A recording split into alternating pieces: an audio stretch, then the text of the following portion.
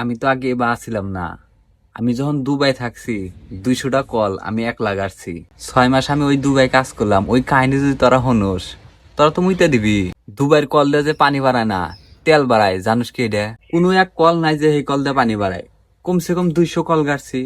যতই যাতুক শুধু তেল আর তেল, পানি বাড়ানোর কোনো নামই নাই। ওরা পানি কিনা খায়। দুবাইতে পানি 200 লিটার, তেল 2 লিটার। জানুস কি এটা? তোরা তো হনুসই নাই। আবার একদিন কি হয়েছে জানুস? নামাজ পড়তেছি, নামাজ পড়ার সাইডে নামাজ আমি যখন সালাম ফিরাইছি, পাশে শাহরুখ খান। হ্যাঁ, আমি তো ভয় পেয়ে গেছি। পরে কথাবার্তা বললাম যে তেরে নাম ছবি তো এই পাশেই করছেন এই জায়গায়।